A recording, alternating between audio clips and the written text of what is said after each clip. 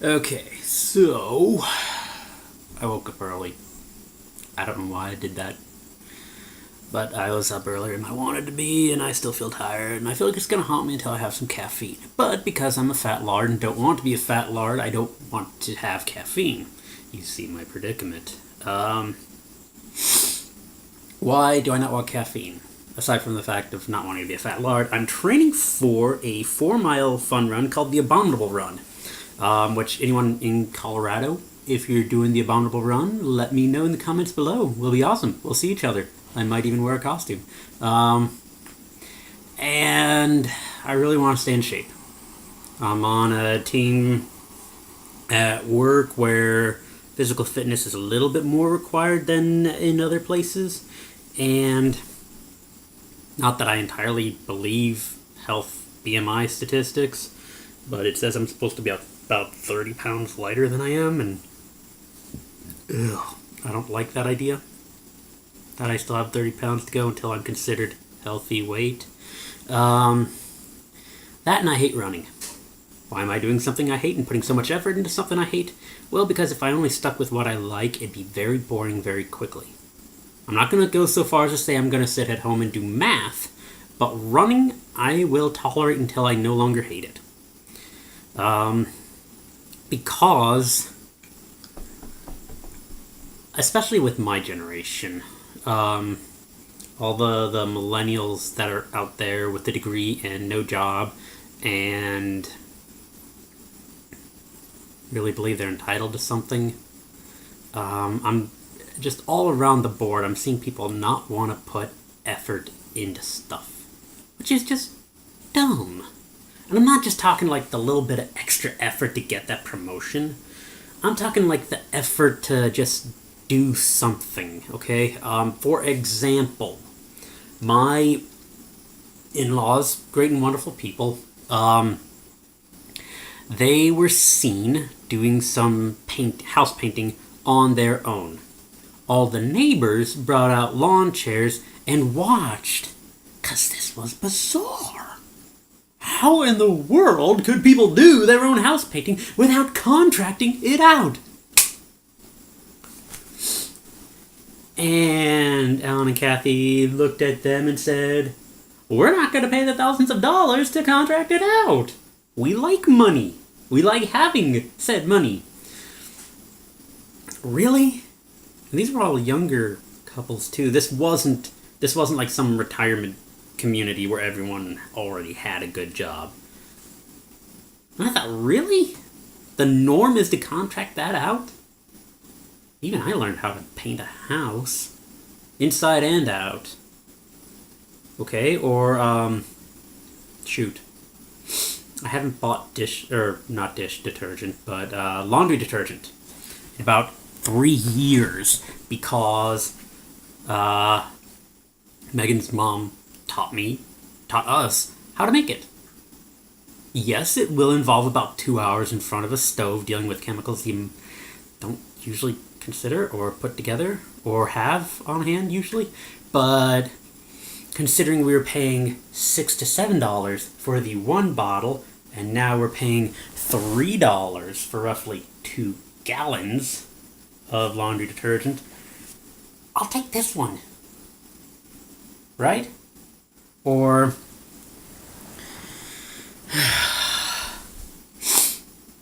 anything that requires something to be made or worked on, or even my mixers. I've got 3 antique mixers. 2 of them work. Okay, and I'm working on the 3rd one.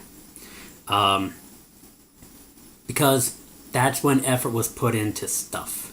And now these mixers, Sunbeam Mixmasters, antique Hamilton Beaches, those get passed down from generation to generation because the effort was put into it. Because they didn't look at the marketing technique of keeping customers rather than putting out a good product. So that's something that's really coming across. But not anything I really had an effort with. When I was in the dating game, which, shoot me in the face if I ever have to go back to it, When I was dating, if I said, "Can I take you out to eat?" "Sure, why not?" was the general answer I got. Sure, why not? You know what never failed? "Can I cook you dinner sometime?" Never failed. Never. 100% of the time, it worked every time. Right? Even if it was a crappy meal, even if it was just pancakes. Right?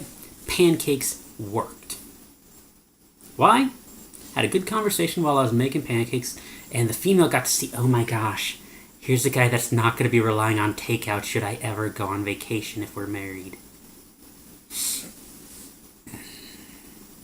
Back that up even further, when I was in college, it's an apartment with 6 guys.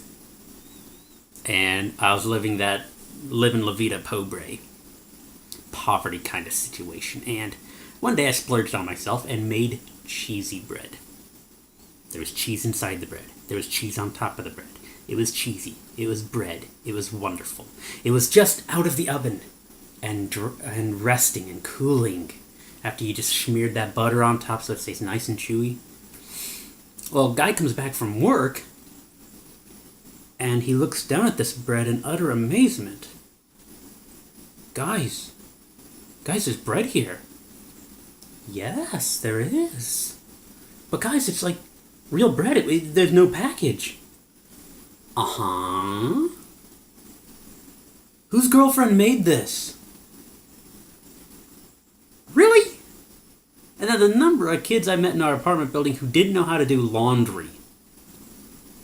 Sad. A little bit of effort. Okay? I think that's going to do a lot more to cure the situation than any Trump or Hillary protest or any other protest going on in the world today. Which, that could be a topic for another time, how much of these actually are protests.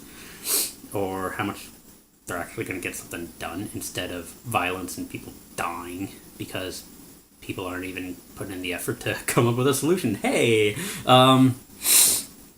But effort will work when dreaming won't.